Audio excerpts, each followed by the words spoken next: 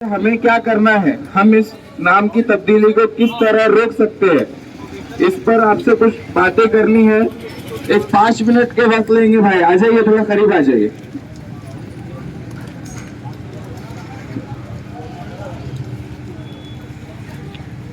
औज़ु बिल्लाहि मिनश शैतानिर रजीम। बिस्मिल्लाहिर्रहमानिर रहीम। आप सब लोग जानते हैं कि आज से 400 साढ़े 400 साल पहले यहाँ पे जो पंचक्की का जो एरिया है, खाम नदी जिसे कहते हैं, यहाँ पे एक देहात हुआ करता था। इस देहात को लोग खड़की कहते थे। यहाँ से मलिक अंबर जो अहमदनगर के जो सुल्तान थे, उनके वजीर थे, हबशी थे मलिक अंबर, उनका यहाँ से गुजर हुआ तो उन्होंने देखा इस शहर को, जो उनको बहुत पसंद आया, और उन्होंने सोचा कि इस शहर को, इस देहात को मैं शहर में तब्दील करूँगा या इसको आबाद करूँगा। गोया कि मलिक अंबर ने 1610 में उसके आसपास इस शहर को उन्होंने आबाद किया, इसकी बुनियाद रखी, और जो बहुत सारी यहाँ पे उनकी तामीरात की गई। कुछ तामीरात हम लोग जानते हैं। मलिक अंबर की तामीरात में नहर अंबरी है, भरकल गेट का जो दरवाज़ा है वो उनका दरवाज़ा है। औरंगाबाद की जितनी भी काली मसाजिद है वो सब मलिक अंबर की तामीर करता है। और जो बुटी लाइन की जो जामा मस्जिद है, इसका भी कंस्ट्रक्शन मलिक अंबर ने किया था। गोया कि बुनियाद रखने वाले जो सुल्तान थे वो मलिक अंबर थे। इसके बाद इनका इंतकाल होता है, 1618 में इनका इंतकाल होता है। इसके बाद इनके जो बेटे फतेह खान ये औरंगाबाद आते हैं, यहाँ की हुकूमत संभालते हैं, और इनके नाम पर इस शहर को खड़की से बदलकर फतेहनगर किया जाता है। इसके बाद ये सिलसिला शुरू होता है। एक ऐसा दौर भी आता है कि इसका नाम खजिस्ता बुनियाद रखा जाता है। इसके बाद 1618 में 1618 के बाद ये एक सिलसिला चलता है कि यहाँ पे फिर औरंगजेब आते हैं। औरंगजेब किस तरह से आते हैं कि इनके वालिद थे शाहजहाँ, और ये जो दक्कन का ये पूरा जो इलाका था ये फतेह नहीं हो रहा था। शाहजहाँ ने बार बार इस पे हमले किया, जिसको निस्तो नाबूद किया शहर को। इसके बाद दोबारा शहर तामीर हुआ, और मलिक अंबर के इंतकाल के बाद जब औरंगजेब को यहाँ भेजा गया सूबेदारी, यहाँ की दक्कन की सूबेदारी जब शाहजहाँ ने औरंगजेब को दी, और जब औरंगजेब ने इसको फतेह किया, तो जब उनकी महज उम्र 17 साल थी, इनकी उम्र 17 साल से लेकर औरंगजेब ने कंटिन्यूसली इस शहर को आबाद रखा।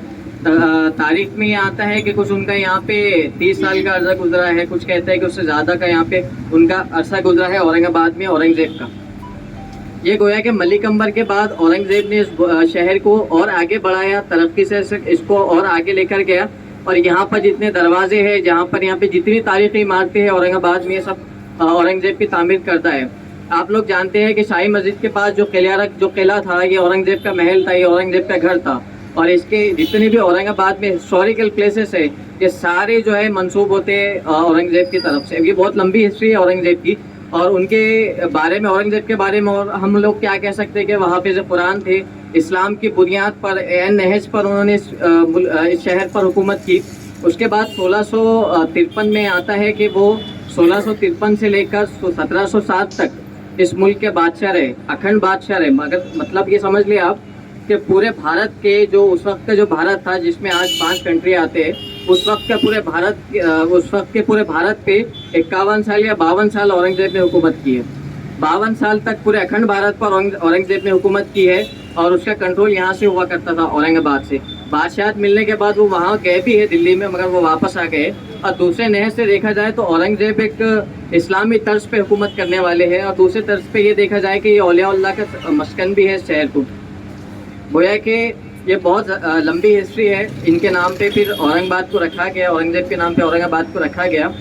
और गोया कि ये 400 साल से उससे 300 साढ़े 300 साल से तकरीबन इसका नाम औरंगाबाद ही था, और अभी तक औरंगाबाद ही था। अब ये बहुत लंबी हिस्ट्री है कि उनका दौरे हुकूमत किस तरह से रहा, हमें पढ़ने की ज़रूरत है।